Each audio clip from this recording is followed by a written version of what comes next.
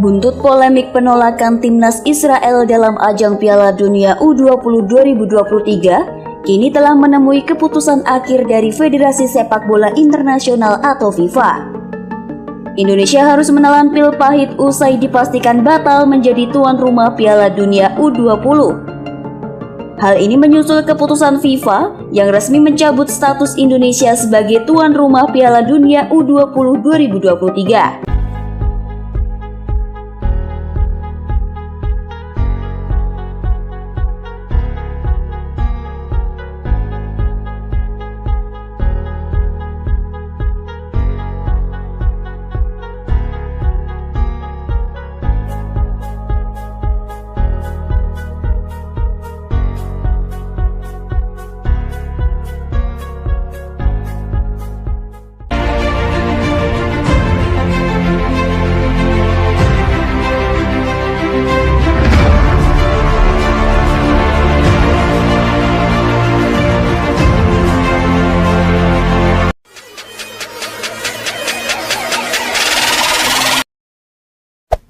Hey there. Subscribe to my channel. And also press this bell icon. Saudara-saudaraku yang terkasih di dalam Tuhan, dimanapun Anda berada di seluruh Indonesia, di seluruh dunia, bertemu kembali dengan saya Rina Solihin dalam channel Rina Menjawab. Teman-teman, hari ini Indonesia sedang dirundung duka yang sangat-sangat mendalam, teman-teman. Ya, di mana Indonesia gagal menjadi tuan rumah U20, teman-teman ya. Ya, ini adalah buntut dari penolakan Indonesia terhadap Israel. Sebenarnya saya tidak suka mengatasnamakan Indonesia menolak Israel, tidak. Itu hanyalah oknum, teman-teman ya. Itu adalah pekerjaan beberapa oknum saja begitu. Setahu saya ada dua partai politik ya yang menolak Israel, yaitu PKS dan PDIP. Ya, dan ada kepala daerah juga yang menolak, yaitu Gubernur Bali dan Gubernur Jawa Tengah, teman-teman, yaitu Ganjar Pranowo. Nah, yang lain-lain tidak begitu sunter ya diberitakan, tetapi dua partai dan dua tokoh inilah yang booming ya, disorot, teman-teman, yang jelas-jelas menolak kedatangan Israel untuk ikut bertanding ya di Indonesia. Padahal ini adalah hajatnya FIFA, teman-teman, bukan hajatnya Indonesia begitu ya. Ini hajatnya FIFA gitu. Dan kebetulan Indonesia lolos ditunjuk sebagai tuan rumah untuk U20, teman-teman, di tahun 2023 ini. Ini sebenarnya harus kita syukuri. Kenapa? Karena itu juga untuk dapat menjadi tuan rumah itu membutuhkan perjuangan juga yang tidak gampang ya, yang tidak mudah. Harus melalui seleksi-seleksi, teman-teman ya. Seleksi demi seleksi, dan puji Tuhan kita bisa begitu kan menjadi tuan rumah U20. Ini sebenarnya anugerah Tuhan yang harus kita syukuri. Tetapi teman-teman, dasar ya, memang orang bilang bodoh sekali Indonesia ini. Ya, saya setuju jika banyak yang mengatakan gablek, bodoh, tolol Indonesia ini.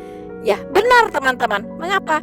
Karena dengan dicabutnya Indonesia sebagai tuan rumah penyelenggaraan U20, yaitu piala bergengsi, Piala Dunia, teman-teman, yang itu adalah impian dari semua pemuda-pemuda Indonesia untuk melaksanakan perhelatan ini dengan sebaik-baiknya, teman-teman. Mereka sudah berlatih sedemikian rupa, sudah menghabiskan banyak tenaga, sudah menghabiskan banyak biaya, karena mereka berlatih juga sampai ke luar negeri, teman-teman. Begitu banyak persiapan yang sudah dilakukan, itu menggelontorkan dana yang tidak sedikit ya. Seperti stadion ya, GBK itu sudah direnov, sudah mengeluarkan berapa miliar mungkin itu ya, mungkin triliun, saya juga nggak tahu, teman-teman, untuk menyambut ajang Piala Dunia bergengsi ini ya, U20 ini. Tetapi dalam sekejap mata amblas, teman-teman. Impian dari anak-anak U20, dari tim U20 kita, raup begitu saja, direnggut oleh kecongkakan, kesombongan, dan kebodohan ya beberapa orang saja. Saya sih mengerti ya, ini menyongsong tahun-tahun pemilu ini, tahun-tahun politik 2024 ini membuat orang itu, aduh, semua mau dijadikan alat politik, teman-teman. Ya, sampai kebablasan, teman-teman. Sudah nggak tahu lagi ini merugikan apa menguntungkan begitu. Sudah tidak lagi bisa berpikir jernih. Teman-teman, sungguh menyedihkan. Saya sangat terharu dan ikut meneteskan air mata ketika mendengar keluhan ya dari kapten dari U20, yaitu generasi muda kita yang punya impian yang begitu besar, ingin bermain di ajang Piala Dunia, teman-teman. Ya, mereka punya impian yang begitu besar. Wah, rasanya luar biasa ya, semangat mereka untuk maju begitu. Tetapi tiba-tiba raup begitu saja, direnggut oleh egoisme yang tidak jelas dari pihak-pihak tertentu, teman-teman. Ya, jangan mengatasnamakan Indonesia. Indonesia tidak seperti itu. Ya, karena di Indonesia masih banyak orang yang berpikiran jernih, masih banyak orang yang cerdas. Ya, karena mereka punya alasan mengapa menolak Israel. Katanya itu amanat undang-undang. Kemerdekaan adalah milik semua bangsa. Saya bilang, membela Palestina boleh, tapi harus pakai akal sehat dong. Iya kan? Harus pakai pikiran sehat. Ya, lu bela orang, iya kan? Rumah lu sendiri lu berantakin gitu. Lu bela orang, rumah lu sendiri lu hancurin gitu. Itu mah bukan orang cerdas seperti itu. Ya, orang yang lu bela aja bilang nggak apa-apa. Ya, tim Israel main di Indonesia nggak apa-apa. Itu kata duta besar Palestina begitu. Kok malah yang orang Indonesia lebih Palestina dari Palestina? Itu kan aneh gitu. Ya, duta besar Palestina aja mengatakan nggak masalah kok. Ya, Israel main di sini di Indonesia. Ini yang nggak kenal Palestina, yang nggak pernah ke Palestina, ya kan? Berpikirnya lebih picik, nggak ada urusan juga sama orang Palestina. Terus nggak tahu juga sejarah Palestina dan Israel itu seperti apa, yang dibela-belain. Nggak tahu gitu. Ya, sekarang kerugian ada di pihak Indonesia. Sudah kehilangan kepercayaan dari FIFA. Ya, kalau FIFA kasih sanksi, kalau FIFA memberikan sanksi kepada Indonesia, selesai teman-teman, selesai. Tidak akan ada lagi untuk persepak bolaan Indonesia bisa memasuki ajang-ajang internasional. Jangankan internasional, ya, ajang Asia Tenggara saja mungkin tidak, karena sudah kehilangan kepercayaan dari FIFA. Begitu, seperti main-main begitu, seperti main-main teman-teman. Saya heran. Kalau memang mereka menolak Israel, tidak boleh datang ke Indonesia. Harusnya di awal, sebelum penandatanganan persetujuan menjadi tuan rumah, itu harus dikemukakan dulu. Ya, harus disampaikan kepada FIFA bahwa kami tidak bisa menerima Israel. Pasti saat itu juga FIFA akan batalkan Indonesia jadi tuan rumah. Karena itu melanggar peraturannya FIFA begitu. Karena FIFA itu bersifat netral, ya, bersifat netral teman-teman, dan dia tidak diskriminatif, begitu ya. Itu prinsipnya netral FIFA itu. Jadi kalau ada yang menolak satu negara, nggak akan memenuhi syarat FIFA gitu, ya kan? Dan pasti saja dibatalkan. Karena itu melanggar prinsipnya FIFA. Ya, harusnya di awal sebelum mengajukan diri sebagai tuan rumah, itu udah harus disampaikan di forum pertemuan dengan FIFA itu. Ya kan? Di depan negara-negara lain juga, bahwa kalau kami jadi tuan rumah Indonesia, kami tidak bisa menerima tim dari Israel untuk bermain di negara kami. Itu harus disampaikan di awal. Ya, dan lihat apakah FIFA menerima, accept atau tidak begitu. Nah, itu lebih baik. Mengapa? Tidak terlanjur seperti sekarang. Ya kan? Sudah banyak habis duit untuk mempersiapkan infrastrukturnya. Ya kan? Sudah banyak gitu, mungkin sudah triliunan. Kemudian sudah memberi harapan kosong.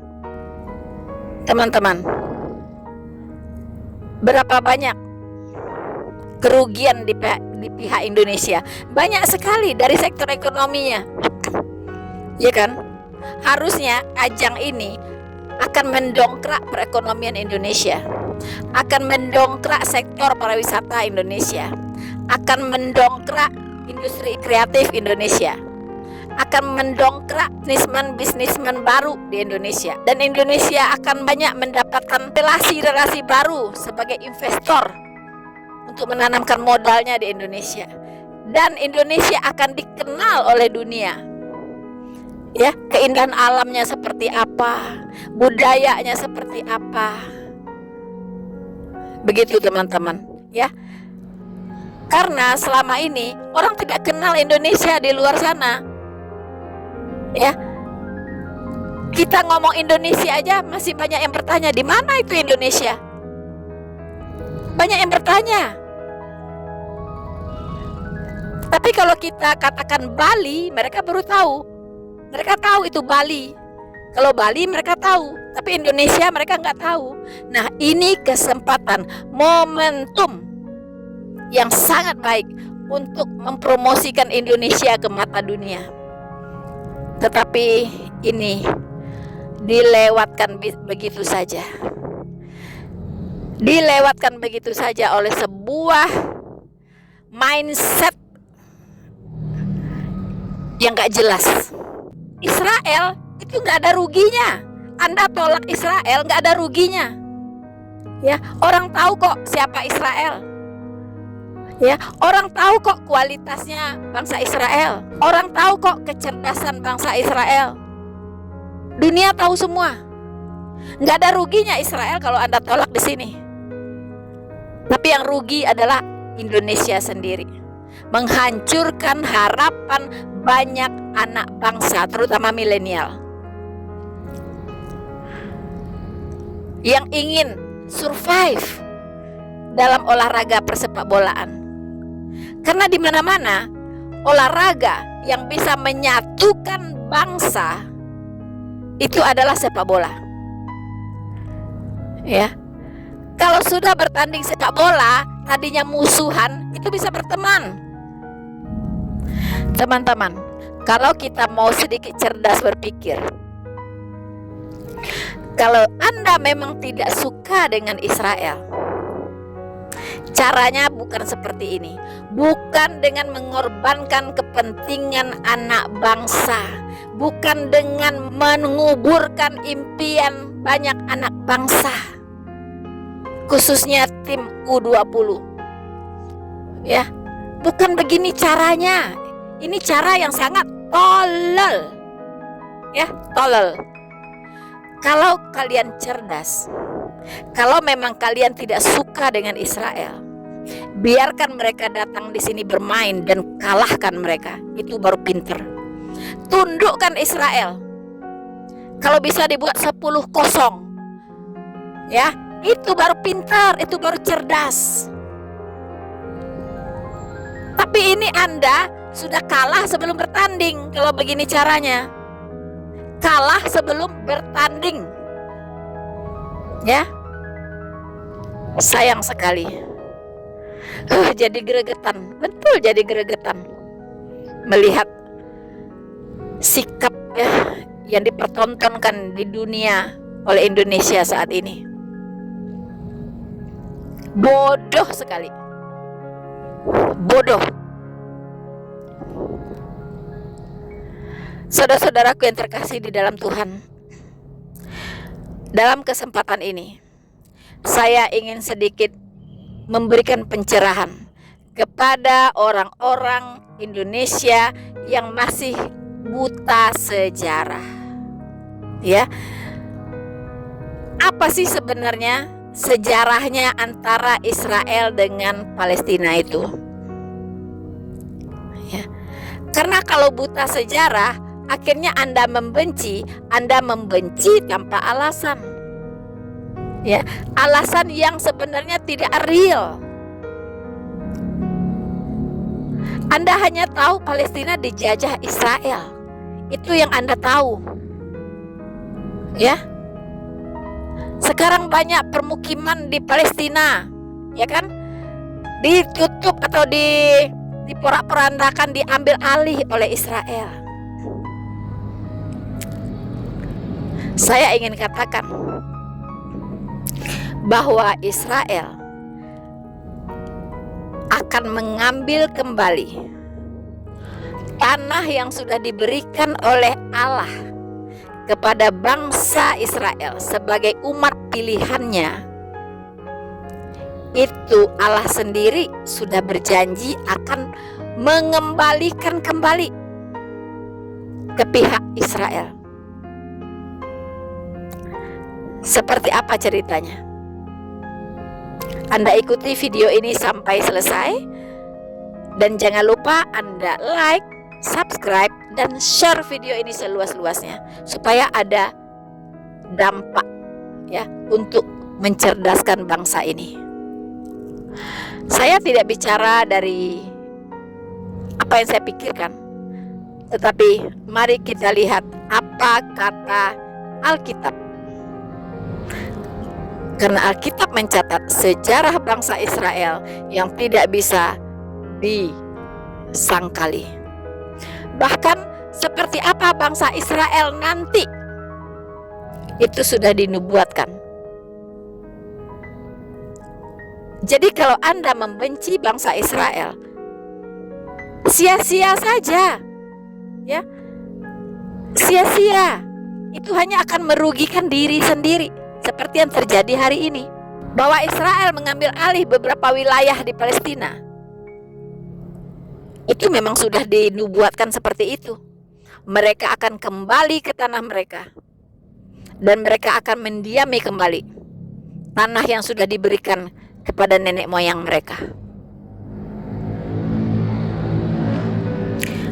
Ya, kita boleh terima, boleh tidak, tetapi itulah yang terjadi. Dan semua nubuatan kitab suci pasti digenapi. Jadi jika demikian, alangkah bodohnya kita. Demi bangsa lain, kita menghancurkan bangsa sendiri. Alangkah bodohnya kita. Hey there. Subscribe to my channel. And also press this bell icon. Teman-teman, hari ini saya terpanggil untuk membuat sebuah video untuk teman-teman semua, di mana saya banyak ditanya teman-teman, ya, bagaimana saya bisa menjelaskan berita yang viral ya teman-teman, yaitu bahwa bangsa Israel adalah umat pilihan Allah. Jadi mungkin teman-teman yang non-Kristen cukup bertanya-tanya dengan pernyataan ini teman-teman.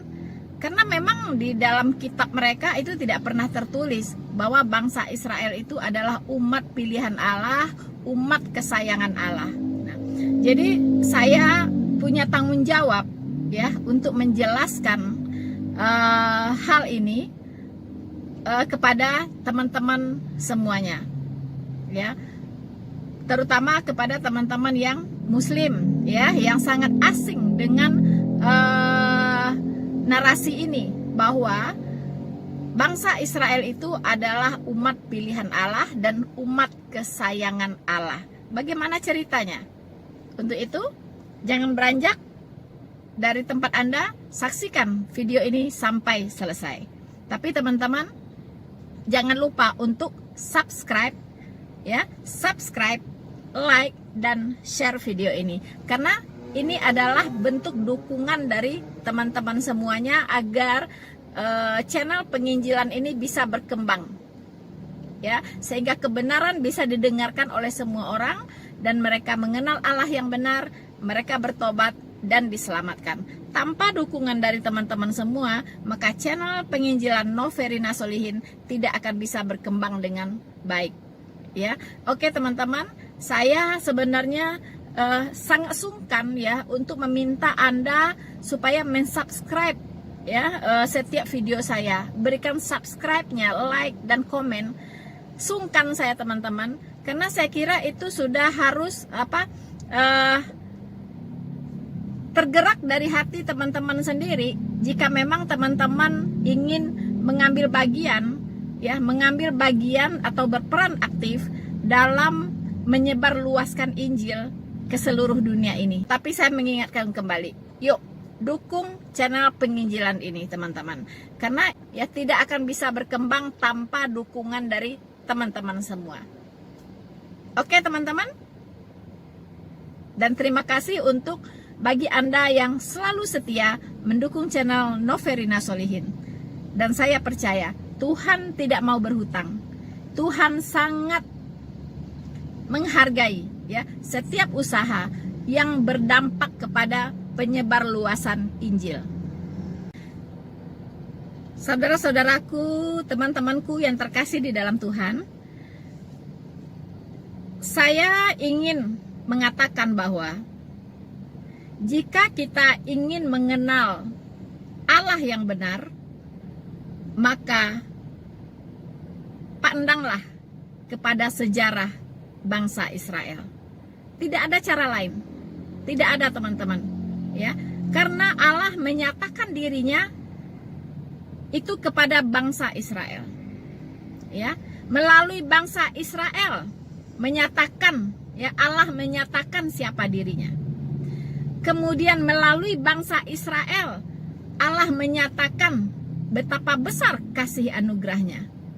Melalui bangsa Israel juga Allah menyatakan betapa murkanya dia, betapa marahnya dia ketika manusia ini tidak mendengarkan segala perintah-perintahnya. Ya, betapa murkanya Allah ketika manusia-manusia ini meninggalkan Sang Penciptanya. Betapa murkanya Allah ketika manusia ini tidak setia. Kemudian teman-teman, kepada bangsa Israel juga Allah menyatakan kuasa-kuasanya. Saudara-saudaraku yang terkasih di dalam Tuhan, kita tahu bagaimana kuasa-kuasa Allah dinyatakan untuk membebaskan umat kesayangannya ini teman-teman dari penjajahan, dari perbudakan di Mesir.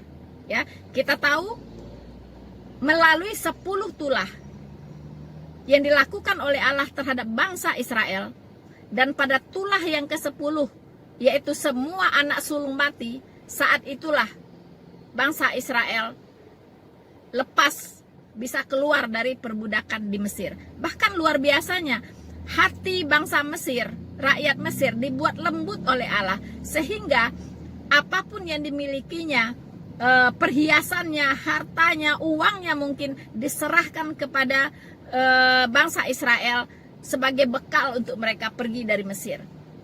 Luar biasa, itu semua adalah karena kuasa Allah terhadap bangsa Israel, teman-teman.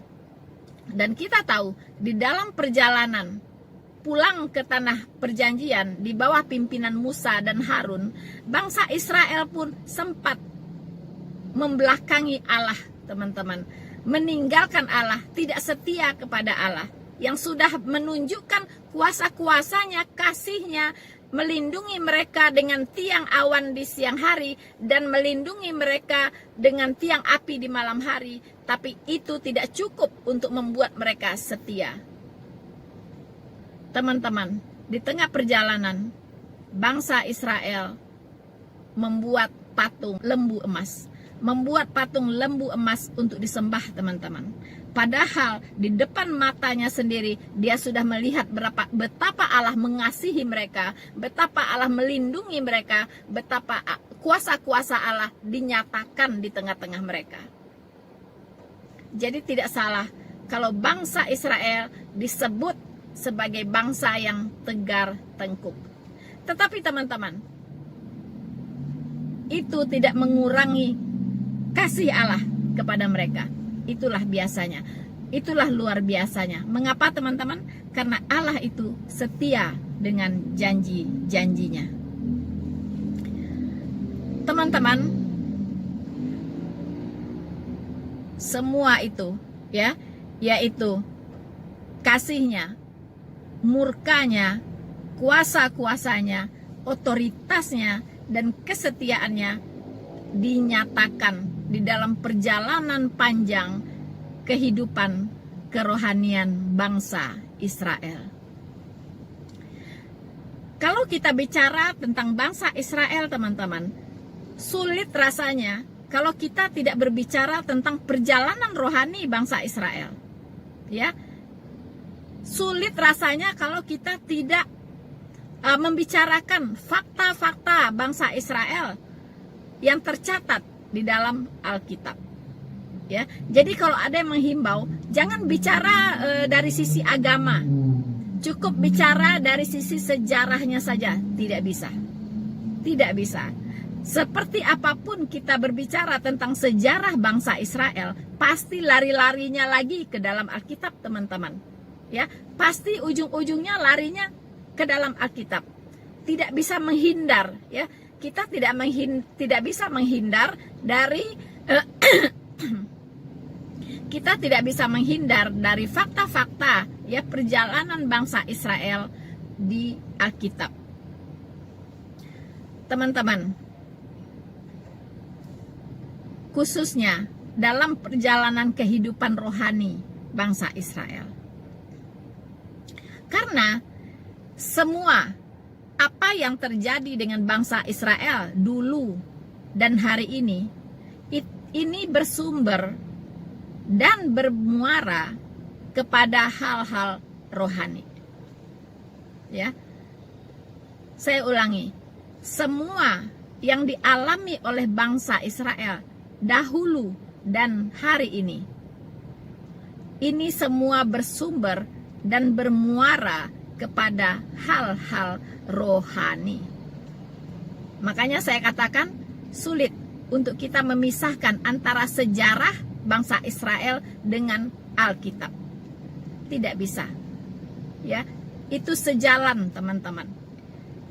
Teman-teman boleh lihat, ya. Ketika orang berusaha berbicara fokus kepada sejarah bangsa Israel, pasti sengaja atau tidak sengaja akan mengutip-ngutip ayat yang berbicara di Alkitab tentang bangsa Israel. Ya, jadi tidak bisa dipisahkan antara sejarah bangsa Israel dengan Alkitab. Teman-teman, sebagai seorang apologet Kristen, tentunya ketika saya membicarakan bangsa Israel, landasan atau standar yang saya pakai itu adalah Alkitab. Ya, bukan yang lain.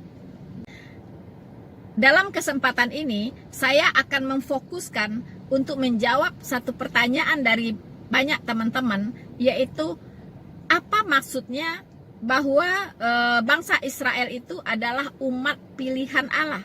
Bagaimana saya bisa menjelaskannya, teman-teman?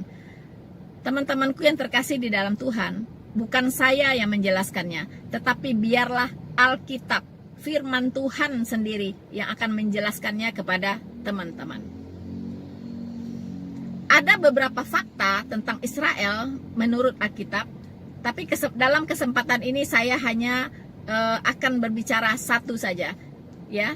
Yang lainnya next video, teman-teman. Ya, yaitu fakta bahwa bangsa Israel adalah umat pilihan Allah dan umat kesayangan Allah. Ini fakta yang tidak bisa dibantah oleh siapapun. Karena yang mengatakan ini adalah sumbernya sendiri, yaitu Allah sendiri, teman-teman. Ya, kita akan melihat mengapa bangsa Israel dipilih oleh Allah. Ya, apa tujuannya? Apa program Allah untuk bangsa Israel? Apa misi Allah untuk bangsa Israel, teman-teman? Saya akan membacakan Ulangan 7 Benarkah bangsa Israel ini adalah umat pilihan Allah dan umat kesayangan Allah? Baiklah teman-teman, saya akan membacakan Ulangan 7 ayat 6 sampai 9. Benarkah bangsa Israel ini adalah umat pilihan Allah dan umat kesayangan Allah?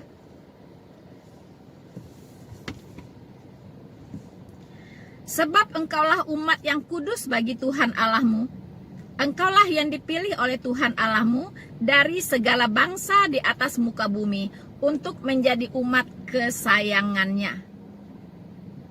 Jadi keputusan dari Allah sendiri ya, mengapa Allah memilih bangsa Israel itu adalah atas otoritas Allah sendiri teman-teman.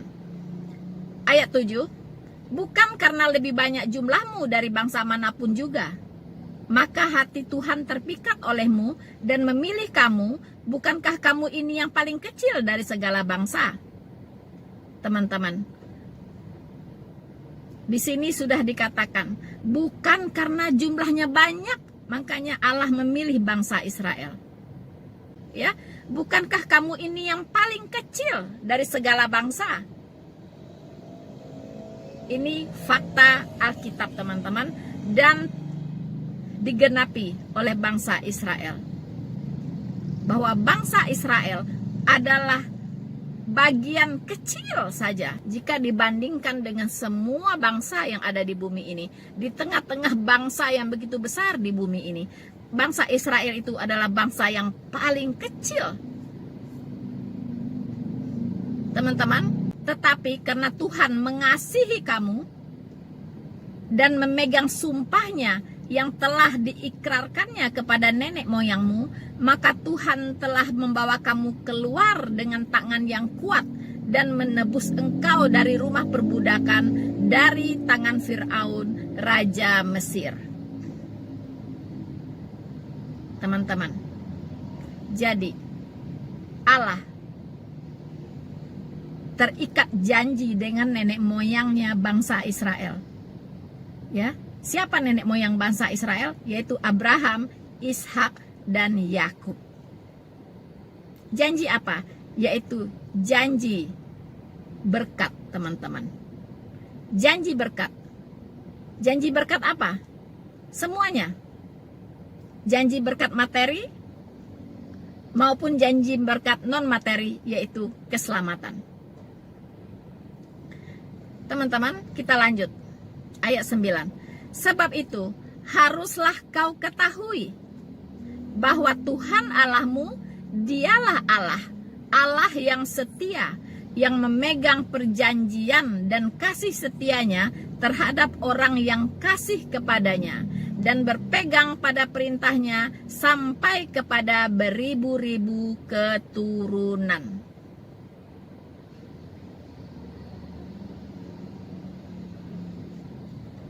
Saya tambahkan ayat 10. Tetapi terhadap diri setiap orang dari mereka yang membenci dia, catat. Tetapi terhadap diri setiap orang yang membenci dia, ia melakukan pembalasan dengan membinasakan orang itu. Ia tidak bertangguh terhadap orang yang membenci dia. Ia langsung mengadakan pembalasan terhadap orang itu. Teman-teman,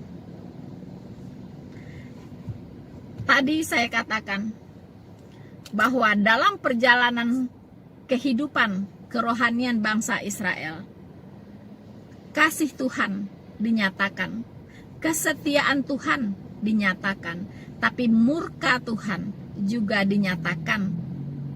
Teman-teman, berkali-kali bangsa Israel dimurkai oleh Tuhan.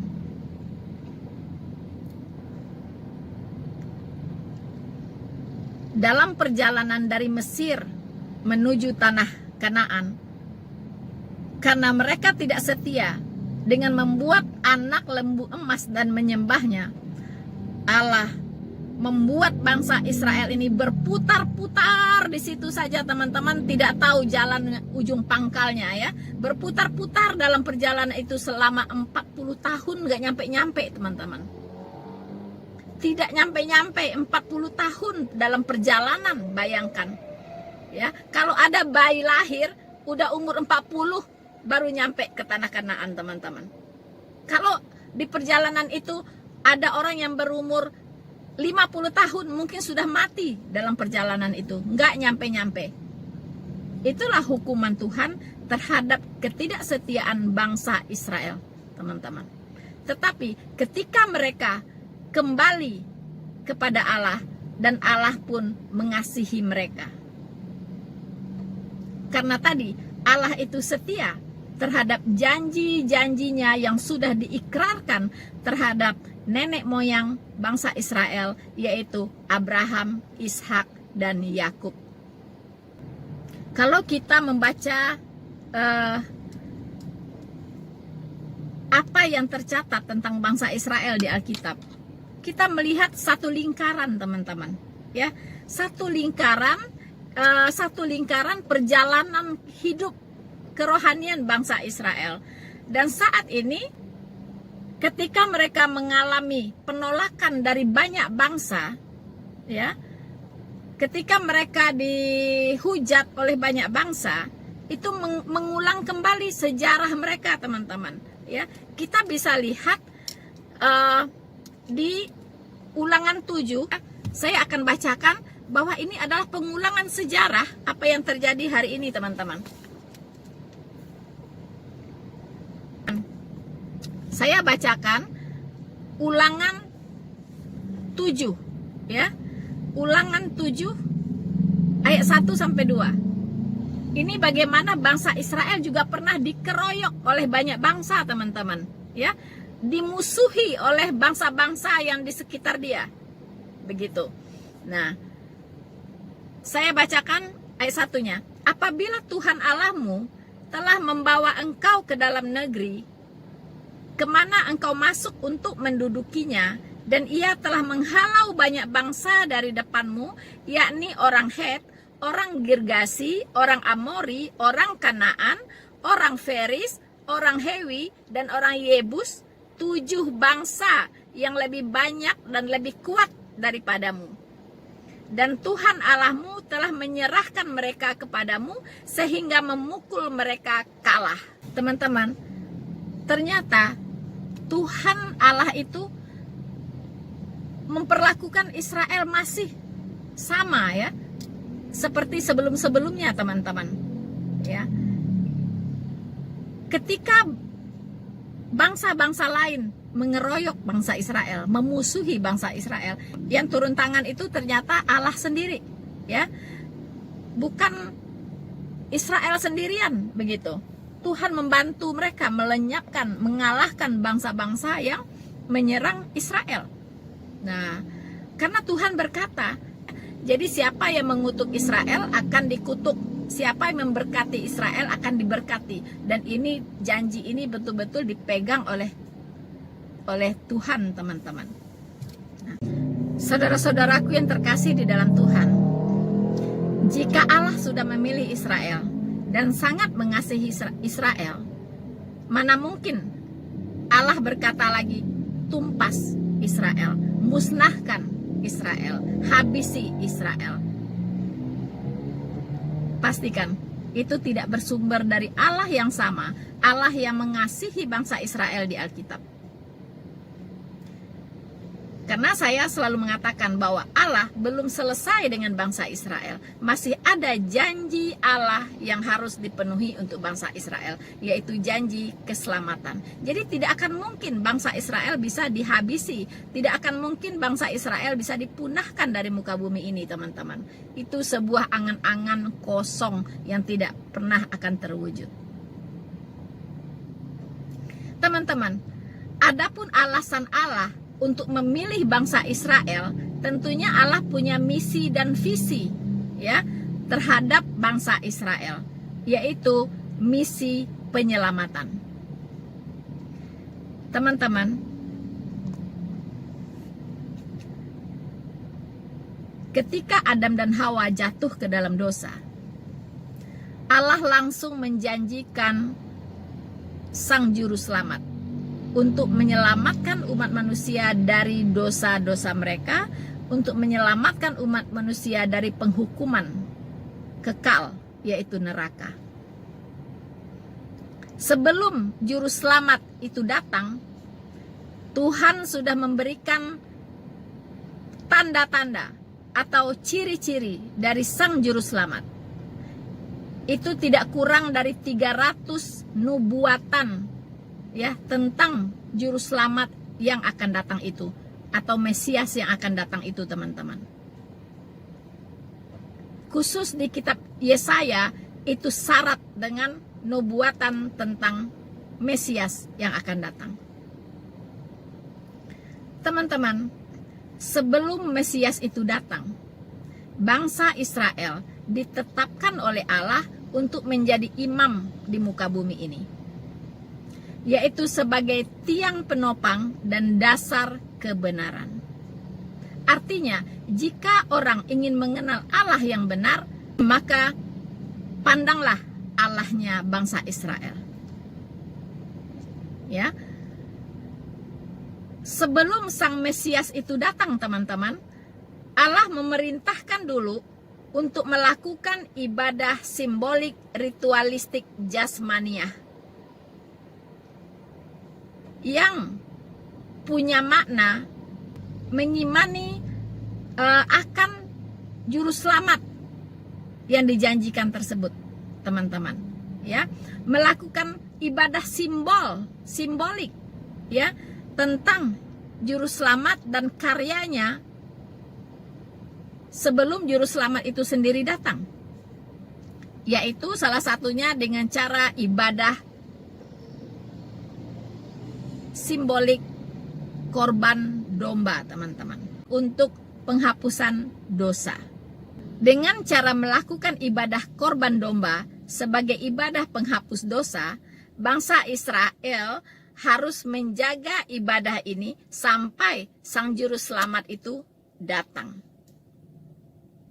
Jadi bangsa Israel diberi tanggung jawab untuk memelihara ibadah ini dari keturunan kepada keturunan berikutnya. Memelihara ibadah ini secara turun-temurun sampai Juru Selamat yang dijanjikan itu datang. Teman-teman, sudah dinubuatkan bahwa Mesias atau Juru Selamat yang dijanjikan itu akan lahir dari keturunan Daud. Bangsa Israel adalah keturunan Daud. Jadi, Sang Mesias akan datang di tengah-tengah bangsa Israel, teman-teman. Bukan di tengah-tengah bangsa lain, tetapi di tengah-tengah bangsa yang sudah dipilih oleh Allah, tempat datangnya nanti Juru Selamat atau Mesias itu. Teman-teman, Yohanes Pembaptis membuka jalan atas kedatangan Sang Mesias. Kita bisa baca di Yohanes 1 ayat 29. Pada keesokan harinya, Yohanes melihat Yesus datang kepadanya dan ia berkata, "Lihatlah, Anak Domba Allah yang menghapus dosa dunia." Yohanes Pembaptis berseru, teman-teman, "Lihatlah, Anak Domba Allah yang menghapus dosa dunia." Artinya, bukan dosa sebagian orang, bukan dosa sekelompok orang saja, tetapi dosa seluruh dunia. Menghapus dosa seluruh dunia, menghapus dosa semua manusia. Dosanya Fir'aun, dosanya Ahmad Didat, Zakir Naik, itu semua dihapus, teman-teman. Ya. Tuhan Yesus datang untuk menghapus dosa dunia. Jadi Tuhan Yesus datang bukan hanya untuk bangsa Israel, tetapi untuk seluruh dunia. Tuhan Yesus mau menyelamatkan seluruh manusia dari hukuman dosa. Terpulang kepada manusia tersebut, apakah dia mau menerima atau tidak? Teman-teman, bangsa Israel menolak Sang Mesias. Karena itulah sejarah kembali berputar.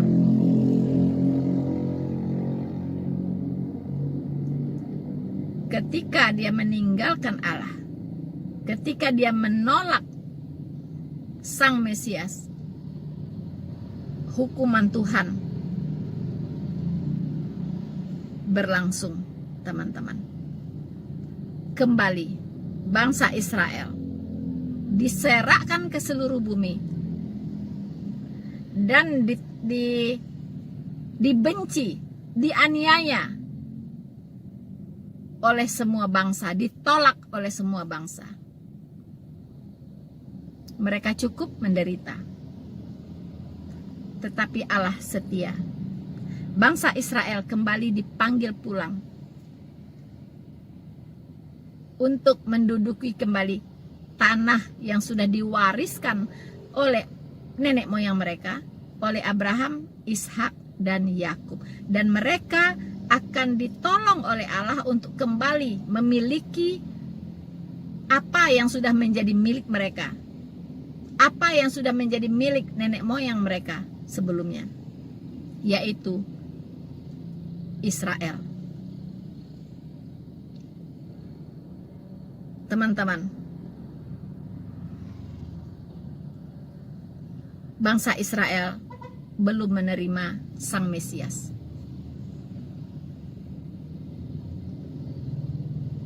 Akan tiba saatnya bangsa Israel akan dikeroyok kembali oleh banyak bangsa. Selalu berputar kembali, berputar kembali, berputar kembali. Tetapi tanpa mengurangi kasih setia Allah kepada mereka. Karena apa? Karena Allah terikat janji dengan nenek moyang mereka, yaitu janji berkat, teman-teman. Berkat rohani maupun berkat keselamatan. Jadi jangan heran bangsa Israel sangat memberkati bangsa-bangsa lain. Ya, kita dunia ini, bangsa-bangsa lain di dunia ini berhutang kepada bangsa Israel, bukan sebaliknya. Ya, apa hutangnya? Yaitu kemajuan peradaban itu dihasilkan oleh orang-orang Israel. Kemajuan teknologi, ilmu pengetahuan, sains, itu semua adalah karya-karya orang-orang Israel, teman-teman. Jangan heran, karena memang itu adalah janji berkat dari Allah untuk mereka. Anda lihat, ya, Israel sudah disulap menjadi negara yang green, teman-teman, yang subur, ya. Teknologi pertaniannya maju luar biasa. Bangsa-bangsa lain kalau mau memiliki teknologi pertanian yang canggih, belajarlah ke Israel. Begitupun dengan teknologi komunikasi, teman-teman. Begitupun dengan teknologi pertahanan, ya, persenjataan. Apalagi bangsa Israel juga menguasai perdagangan, teman-teman. Mereka ahli-ahli dagang semuanya. Sejarah sudah membuktikan di mana ada bangsa Israel, di situ ada kemajuan, teman-teman. Di situ ada pergerakan ekonomi. Itu sejarah sudah mencatat, ya, di banyak negara di mana ada bangsa Israel, di situ ada pertumbuhan ekonomi, teman-teman.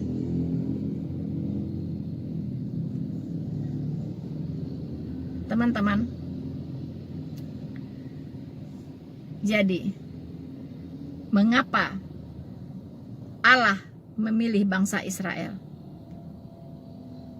Karena ada misinya, yaitu misi penyelamatan. Ya. Bangsa Israel dijadikan sebagai imam, sebagai tiang penopang dan dasar kebenaran.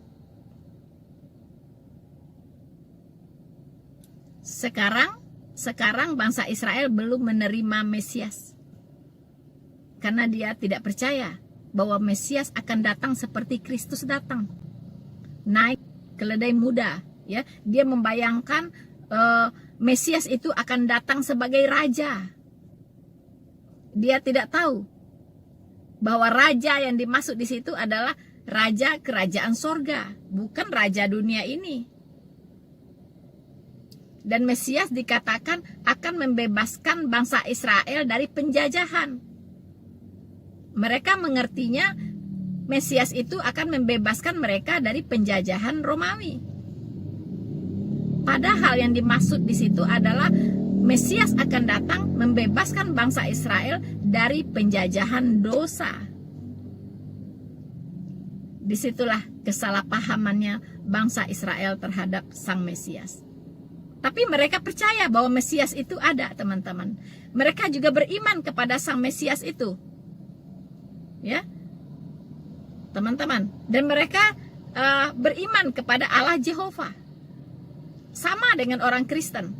Tapi bedanya kita Kristen, kita sudah menerima bahwa Yesus Kristus itulah Sang Mesias yang dijanjikan oleh Allah.